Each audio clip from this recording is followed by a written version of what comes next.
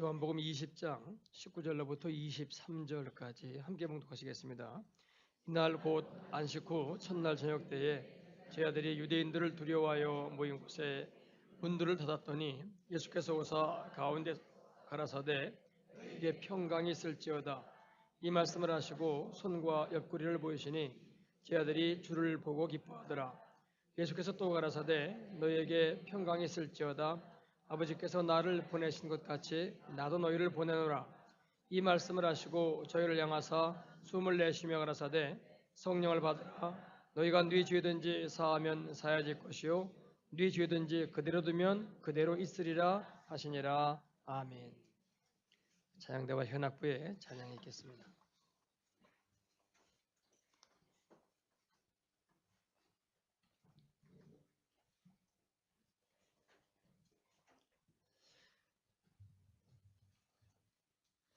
오늘 본문 말씀은 예수님이 부활하신 후에 제자들에게 처음 나타나셔서 하신 말씀입니다.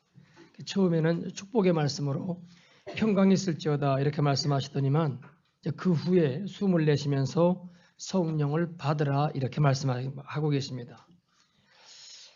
그럼 지금 이 본문은 아주 중요합니다. 왜냐하면 예수님이 우리에게 또 제자들에게 성령을 받으라고 명령하고 계시기 때문에 그렇습니다.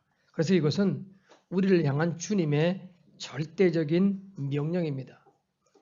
그러면서 오늘 본문은 너희가 네 죄든지 사하면 사여질 것이요 네 죄든지 그대로 두면 그대로 있으리라 그렇게 말씀하십니다. 여러분 그러면 이거는 굉장히 엄청난 권세가 됩니다. 여러분 예수님이 누가복음 5장에서 하셨던 말을 생각해 보세요. 중풍병자를 데리고 친구들이 와서 지붕을 뚫고 내리죠. 그때 여러분 예수님이 그 말씀을 하시죠. 네 죄가 사함을 받았느니라. 그때 사람들이 경악합니다. 하나님 외에는 누가 죄를 사할 수 있겠느냐.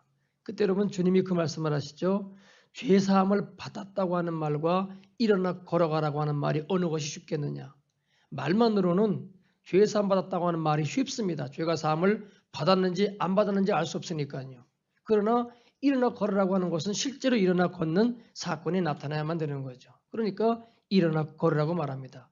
보이는 표징을 보여주면서 당신이 죄에 사할 수 있는 권세가 있다고 말씀하고 있는 거죠.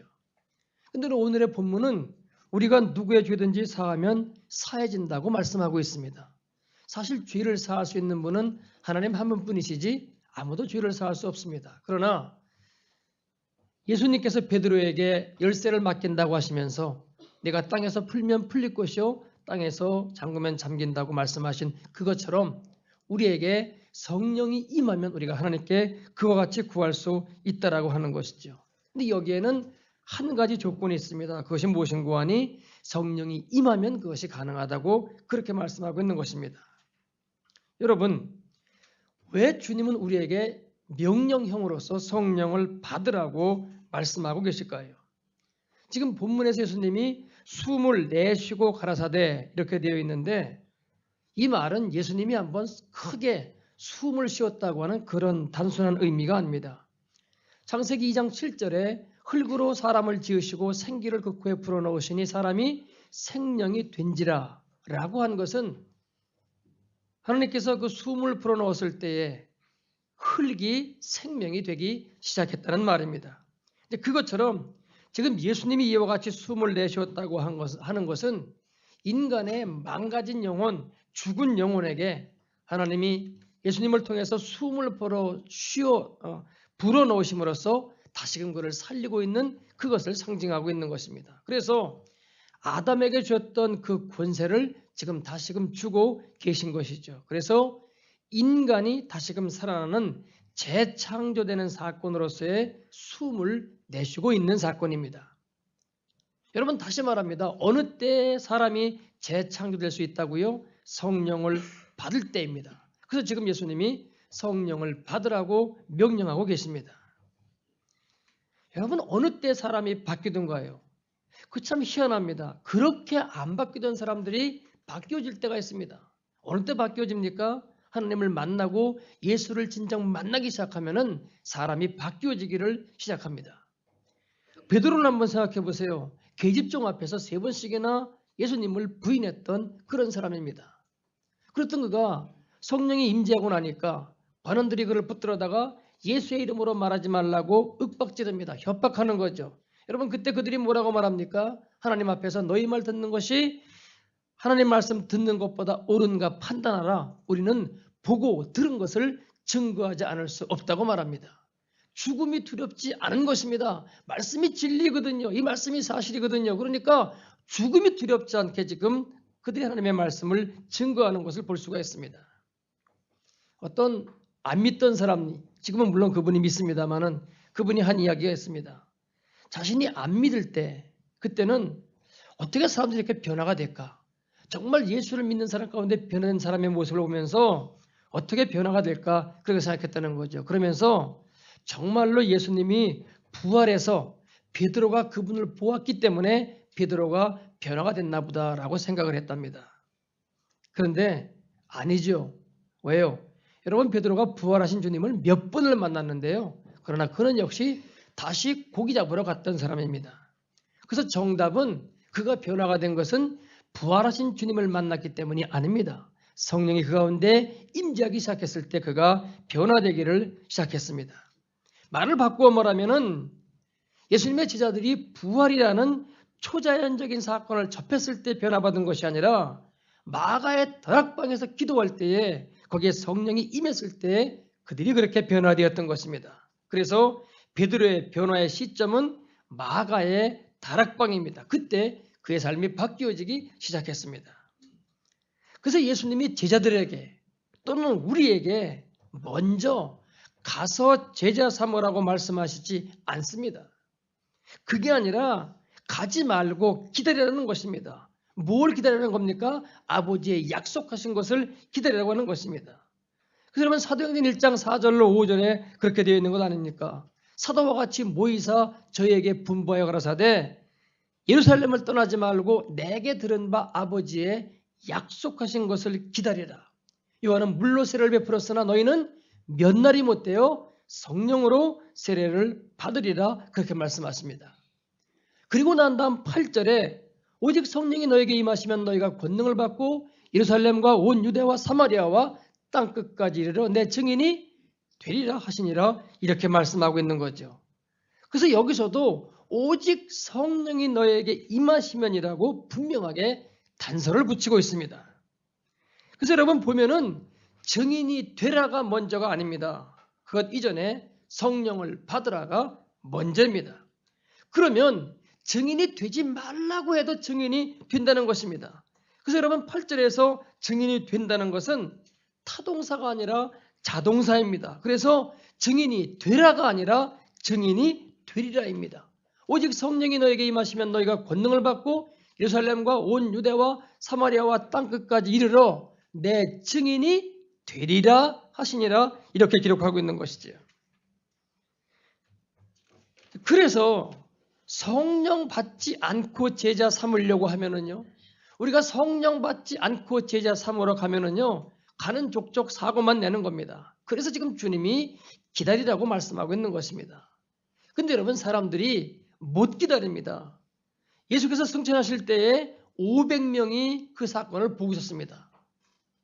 그리고 주님은 기다리라고 말씀하셨는데 여러분 그 500명 가운데 몇 명이 기다렸습니까?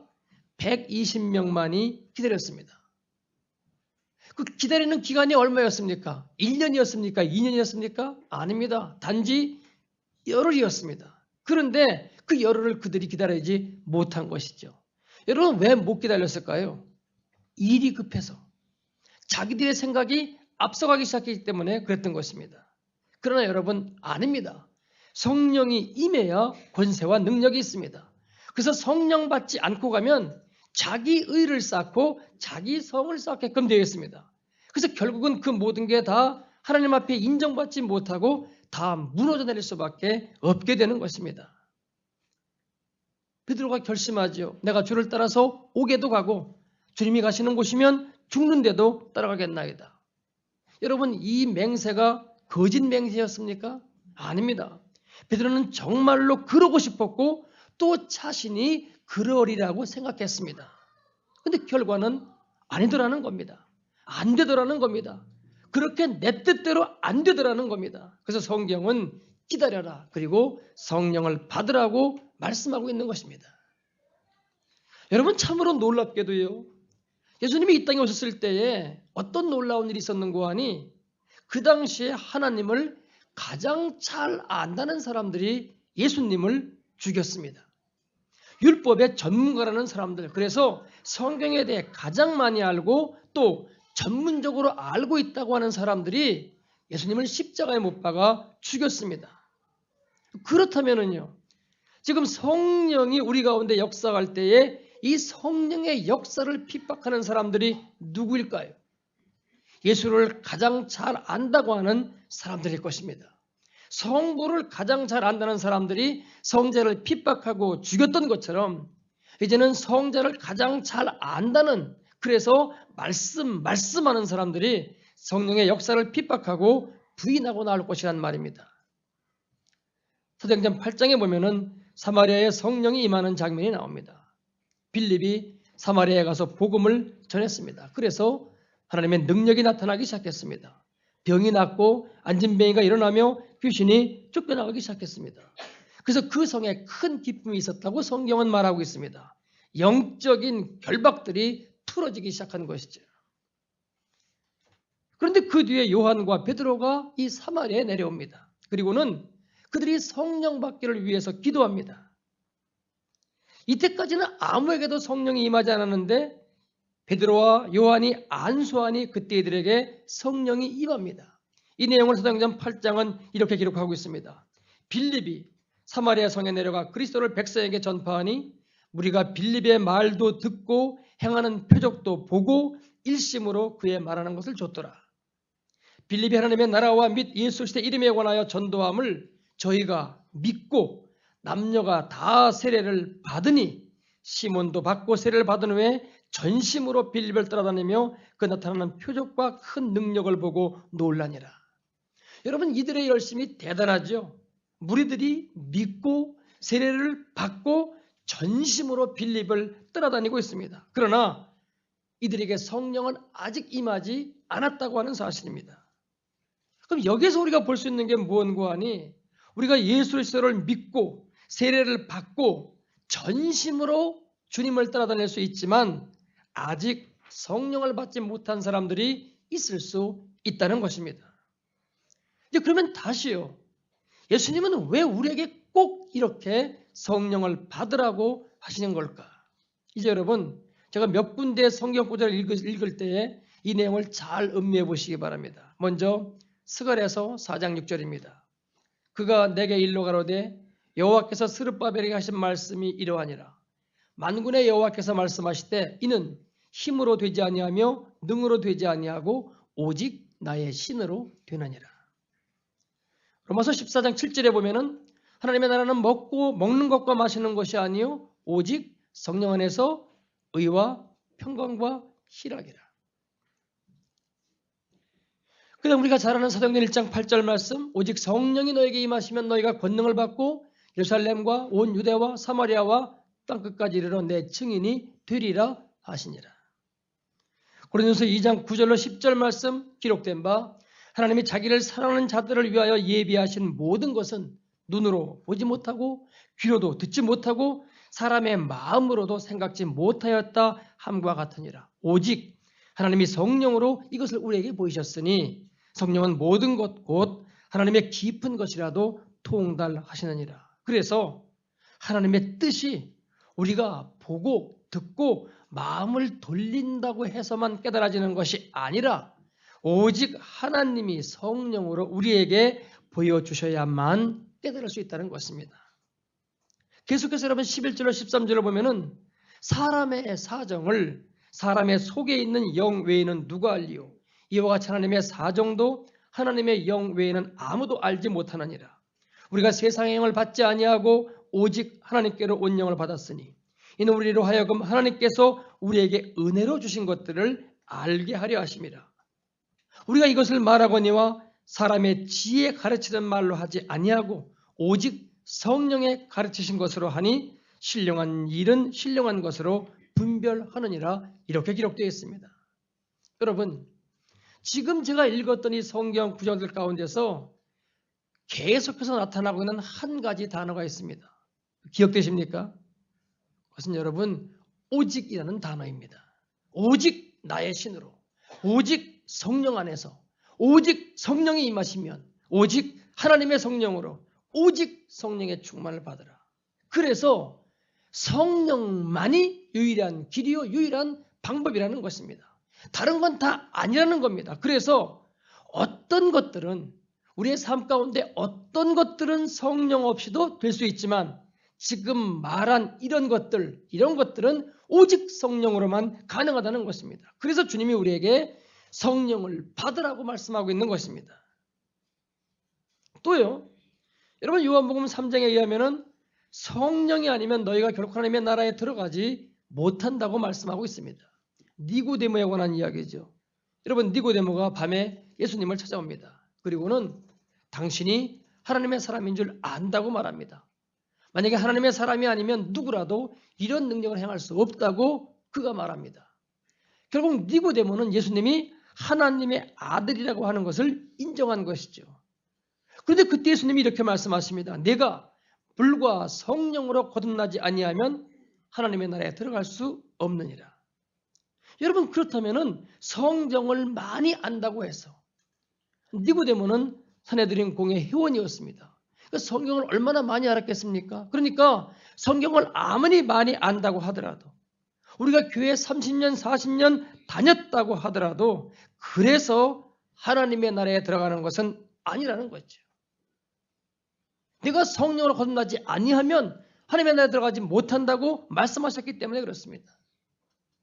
여러분 우리가 새벽기도에 나오고 예배에 열심히 출석하고 직분을 맡아서 많은 일을 봉사하고 있다고 하더라도 육으로 나는 것은 육이요 영으로 나는 것은 영이니 그래서 그리스도의 영이 없으면 그리스도의 사람이 아니라고 로마서 8장의 말씀은 분명하게 말씀하고 있는 것입니다.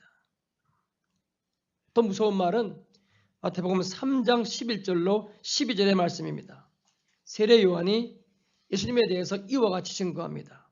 나는 세례 요한입니다. 나는 너희로 회개케 하기 위하여 물로 세례를 주거니와 내 뒤에 오시는 이는 나보다 능력이 많으시니 나는 그의 신을 들기도 감당치 못하겠노라.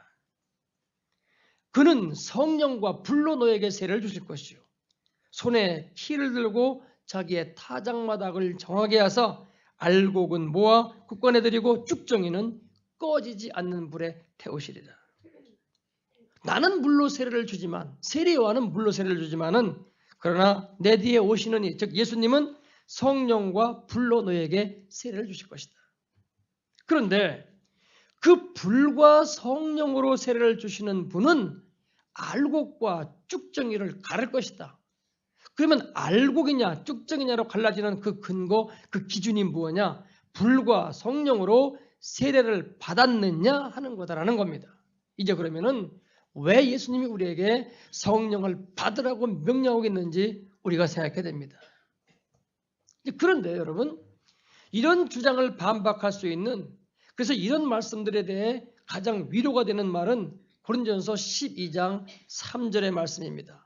그러므로 내가 너에게 알게 하노니 하나님의 영으로 말하는 자는 누구든지 예수를 저주할 자라 하지 않고 또 성령으로 아니하고는 누구든지 예수를 주시라 할 수 없느니라. 성령으로 아니하고는 예수를 주라 할 수 없다.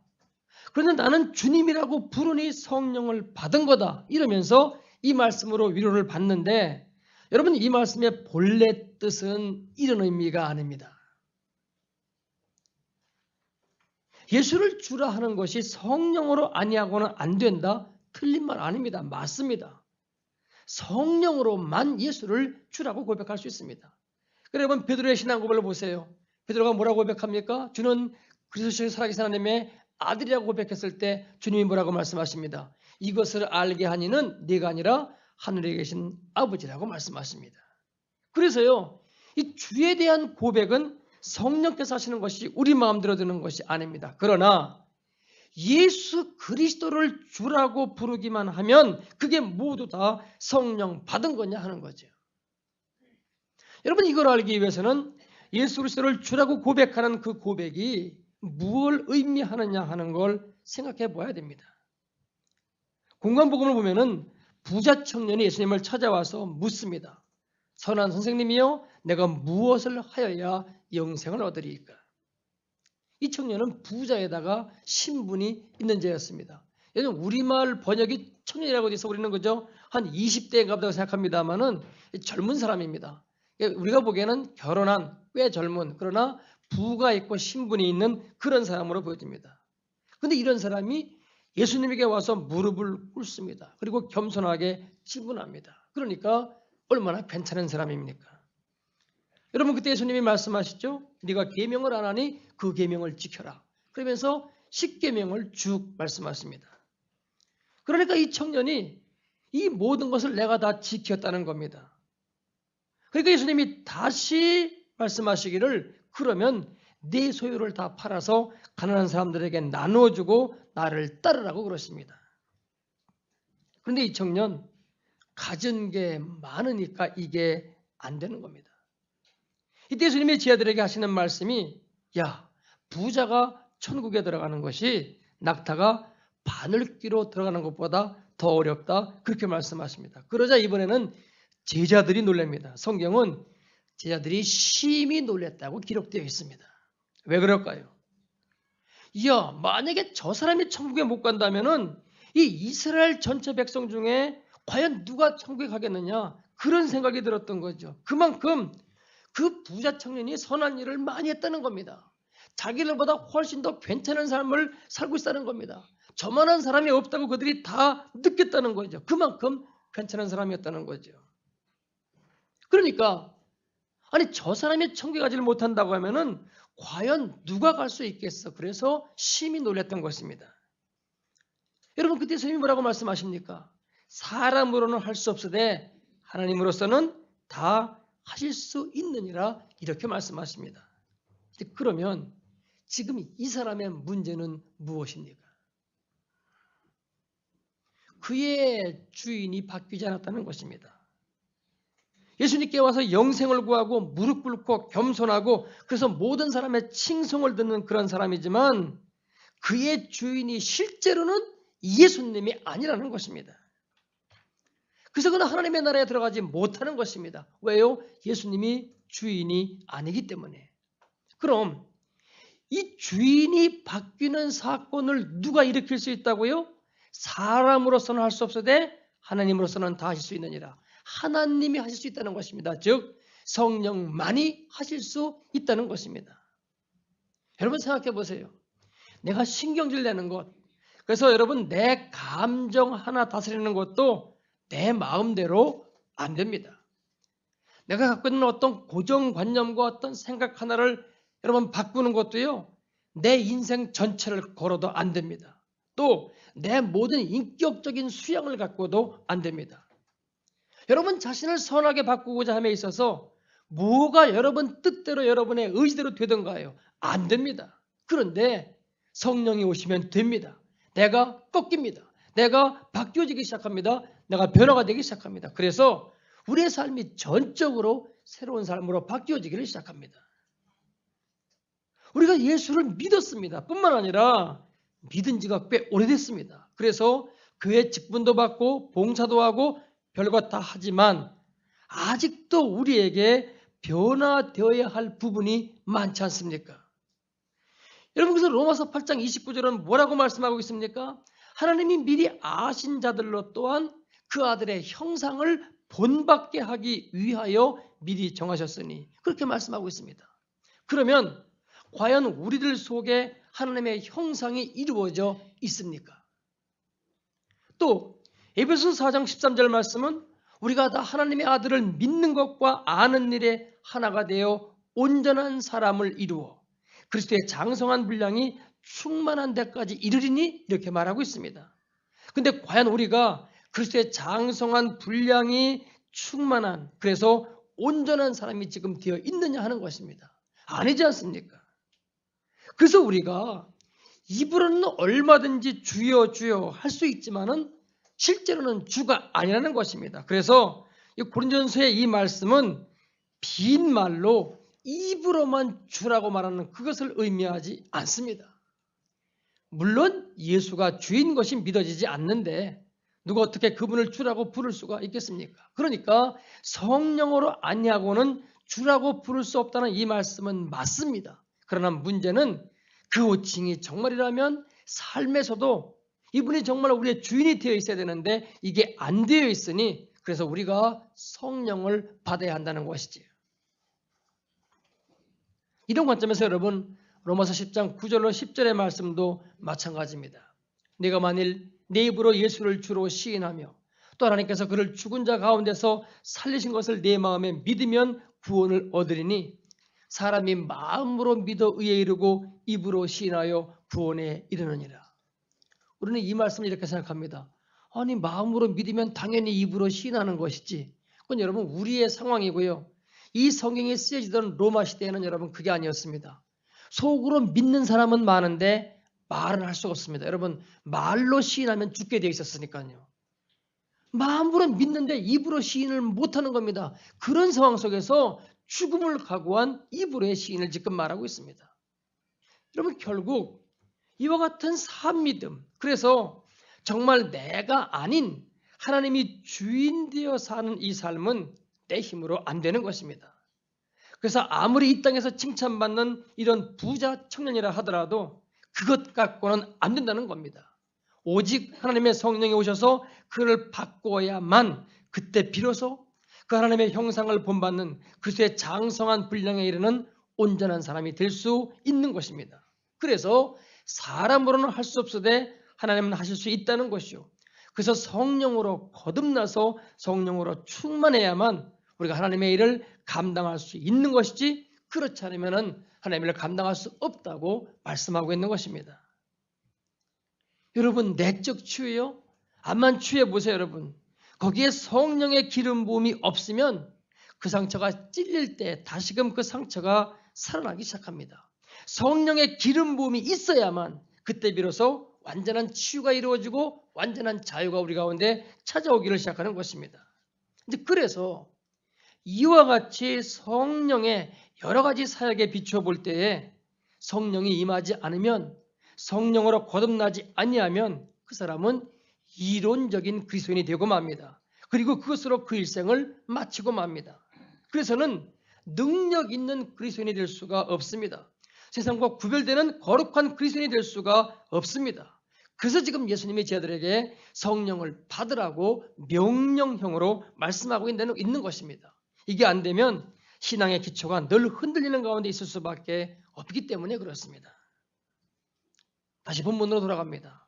여러분 우리는 기다려야 됩니다. 그리고 이 기다린다는 것은 포기하지 말고 계속 사모하라는 것입니다. 120문도가 열흘간 전심으로 성령의 임재를 사모한 것처럼 그와 같은 자세로 계속해서 사모하라고 하는 것입니다. 다시 말합니다마는 사람의 변화요, 사람의 힘으로 안 됩니다. 성령께서 터치하셔야만 됩니다. 그때 그 사람이 거룩해지고 힘이 있어지고 능력이 있어지고 순결해지고 헌신된 사람으로 바뀌어지기 시작합니다. 그래서 하나님이 그렇게 기뻐하시는 전도마저도 내 힘으로 하지 말고 기다리라는 것입니다. 성령이 임하면 너희가 증인이 될 것이기 때문에 그때까지 기다리라고 오늘 본문은 말씀하고 있는 것입니다. 여러분 과연 그렇게 되지 않았습니까? 그래서 이 120명이 세상을 바꾸었습니다. 기다리지 못하고 떠나간 380명이 아니라 기다렸던 120명이 이 세상을 바꾸었단 말이죠. 영국의 부흥을 주도한 여러분 웨슬리가 그런 말을 했다죠. 정말 성령으로 거듭난 12사람만 있으면 내가 이 영국을 아니 온 세계를 바꾸겠다고 말했다는 것입니다. 여러분 성령대망 50일 기도회가 끝났습니다마는 계속해서 우리가 성령의 인재를 구하는 이 기도회가 이어지기를 바랍니다. 그때 주께서 약속하신 이 일이 우리 가운데 반드시 이루어질 줄로 믿습니다. 기도하겠습니다.